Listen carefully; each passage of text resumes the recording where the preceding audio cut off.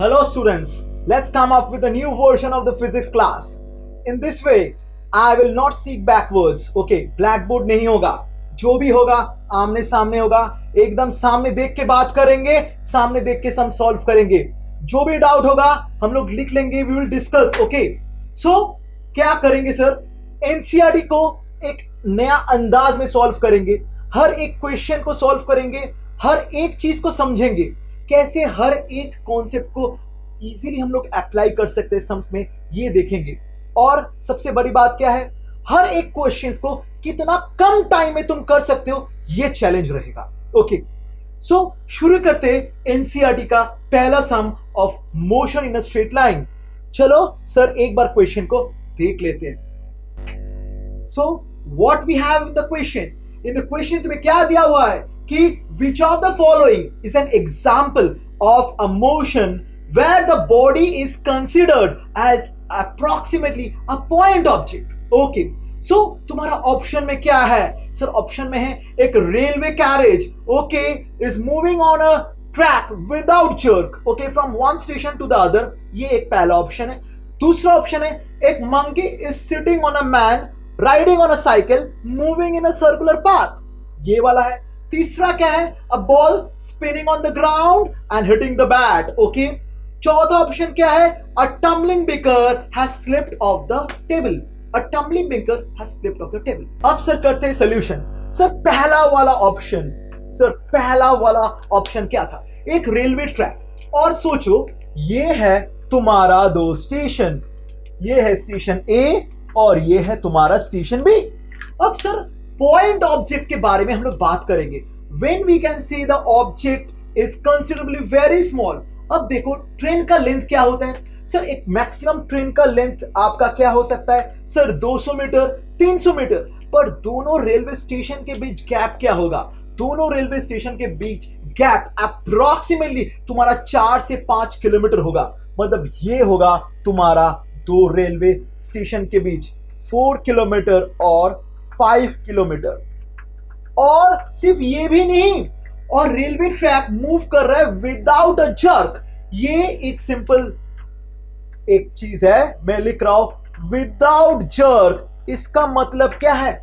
इसका मतलब ये रहा हर एक पॉइंट ऑफ ट्रेन का स्पीड सेम रहेगा. इसका मतलब every point of the train have the same speed.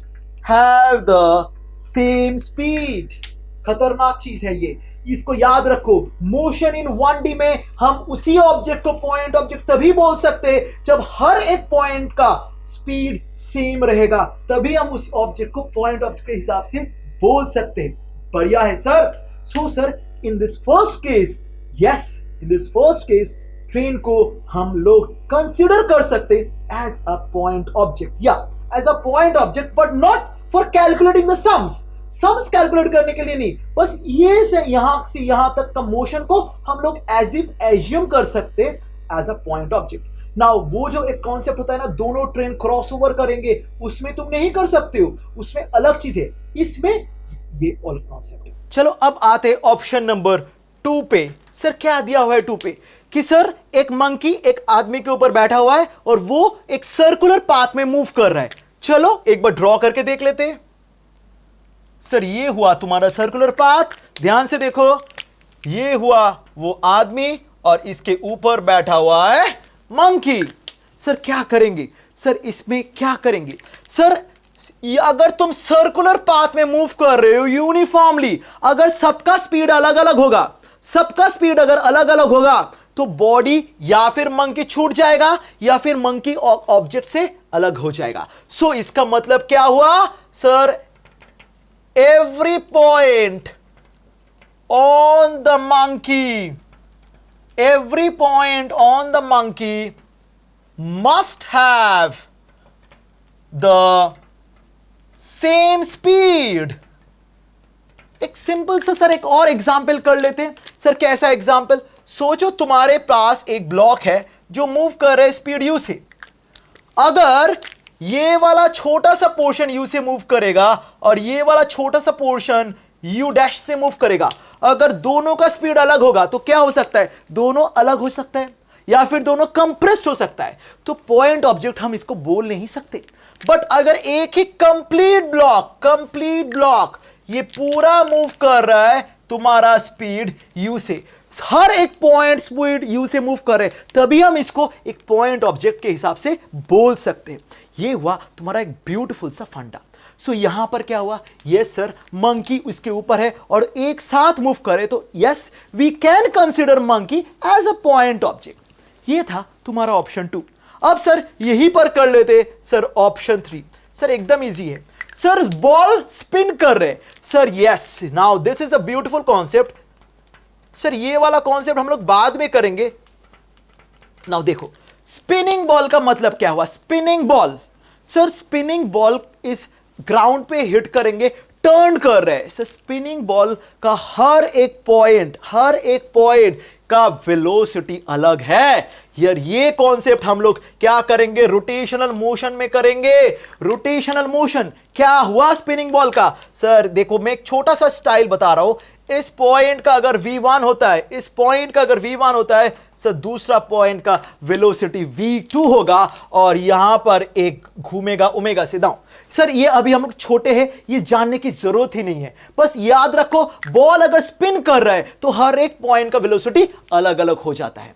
तो यहां पर क्या हुआ, क्या हम इसको पॉइंट ऑब्जेक्ट के हिसाब से बोल सकते हैं? क्यों बोल नहीं सकते? क्योंकि सर ये ट्रांसलेशन मोशन है नहीं, बंदा जा भी रहा है घूम भी रहा है। So this is not pure translation motion. ये हुआ तुम्हारा translation motion plus rotational motion. बहुत खतरनाक चीज है, करेंगे बाद के।